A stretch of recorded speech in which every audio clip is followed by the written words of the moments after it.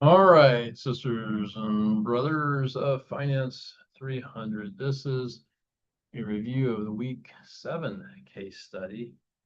And on this one, I will not be filling out anything because this is effectively the exam for the course to see if you can incorporate all the learning that you've studied, all the concepts that you studied over the last 6 weeks, and able to incorporate it into one big multi-scenario type of evaluation.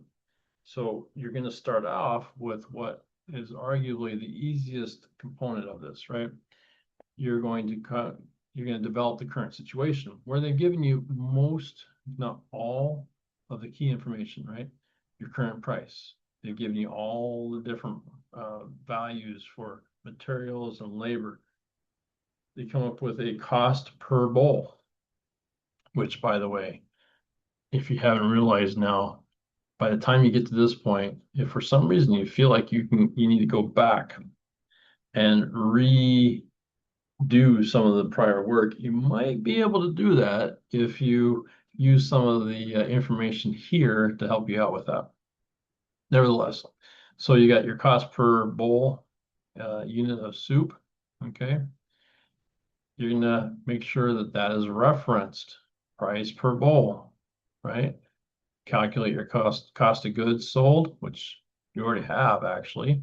Okay, you have your gross margin that you can calculate and your gross margin percent. You can then use, let's see, week 4, week 5, maybe it was week 6, I forget now. Week 5, or no, week 6. Anyway, one of the weeks before, and you can calculate your price per unit in terms of break even. Actually, your price per unit is already a given. That's the easy part, right?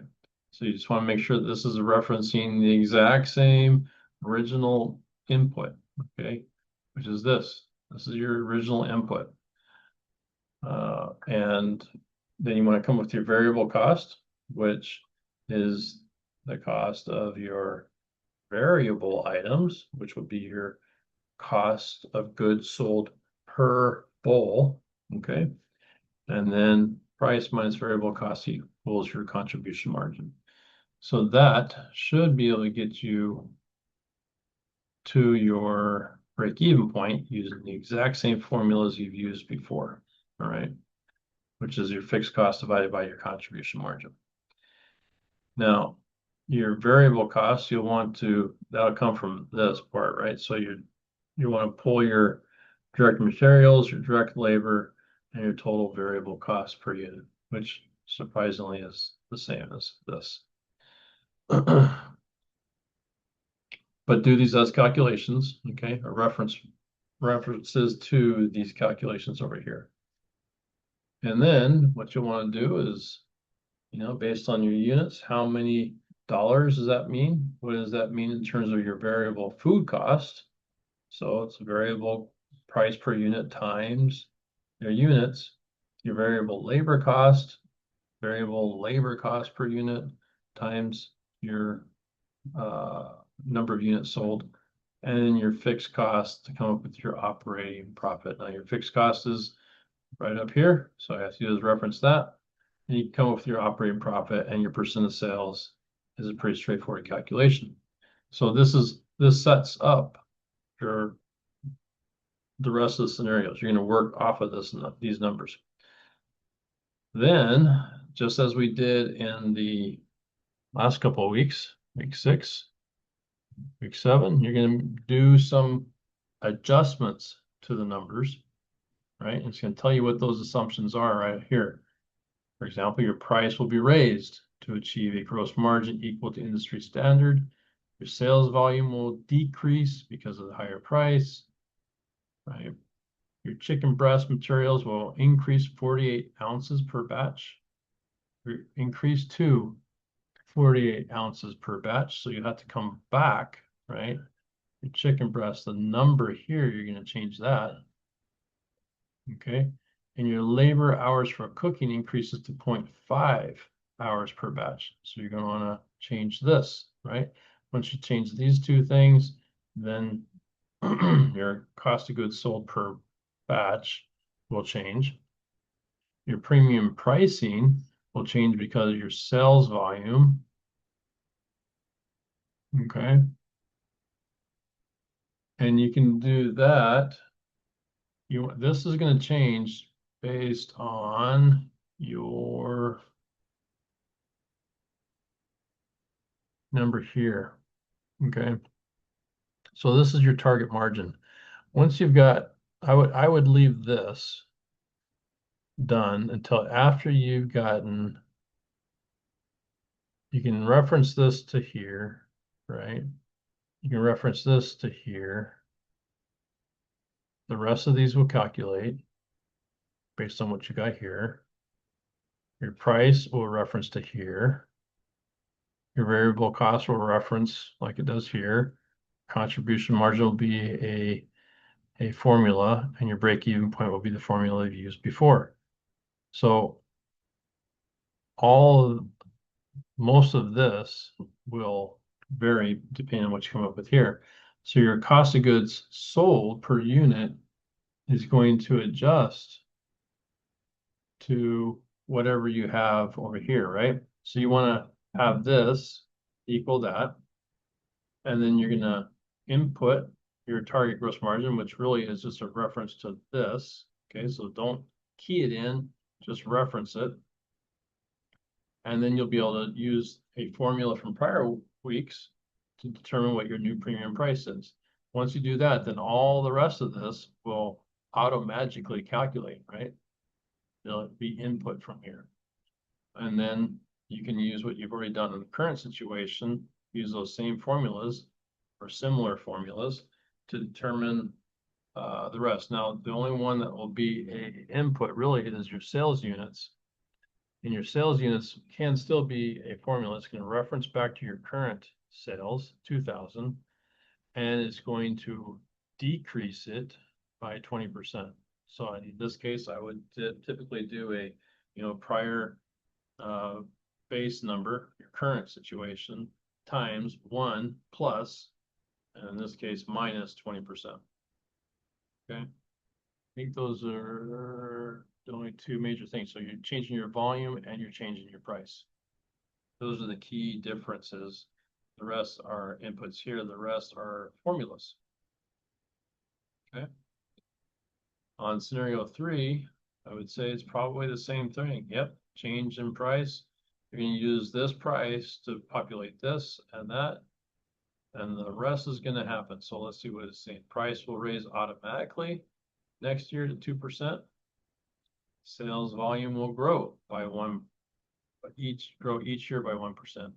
Okay, so this and this is going to be your key adjustments.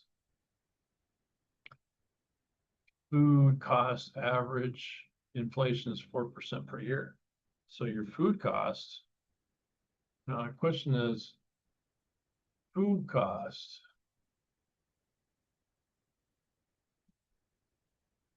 They're going to work you off of this original number.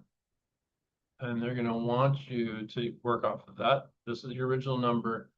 And you're going to increase it by 4% here. You can increase that by 5%. And your fixed costs will be reduced by 400 versus original. So be a lower rent. Okay, so you're going to reduce that by $400. So these are your key components. Let me see if I can highlight these in a different color. Enable editing. Your key components are going to be it's going to be that one, this one. You're going to change, and then these two. That's where you're going to change your stuff. The rest of the formulas should work like they normally do, right?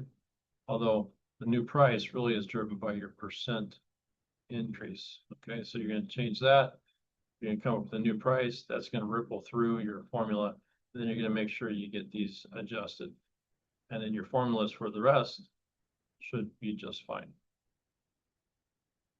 You know, taking into account that obviously the formatting, see, F31 is this one, F31, yep, okay, F32, it's a little, oh no, it's 31, okay, F31 is fine. So J, I'm just looking at some of the referential points. J31 is the same as J31, which should be the same as J31, which should be the same as J31. So your formulas in 2 should be able to carry over, just copy and paste. You'll get your formulas to move over just fine. So that was that one. Let's target gross margin. You're going to want to change that one. And which one will change this one, which is going to ripple through, and you're going to change that one for the most part. And you're going to change this and this. Those are really, once you've got your formulas all built out, those are your biggest change points. And then on 4, price will be raised. So target margin once again is going to be an issue. Target price, gross margin. Okay, so that's going to reference this to that. And this is going to be your new price. That'll ripple through. Sales volume, that's going to change. Food costs, once again, here, here, and here. Food, labor, fixed, once again, that's that. So the rest will ripple through as long as you have your formulas all built out. So hopefully that gives you a walkthrough of how to attack this case study. Wish you the very best. Hope that the Lord blesses you in your experience in this Finance 300 class, and that you will have stretched your mind sufficiently to be prepared for any opportunities in the future where you might have to use this. So look forward to helping you out where I can. Talk to you later. Bye.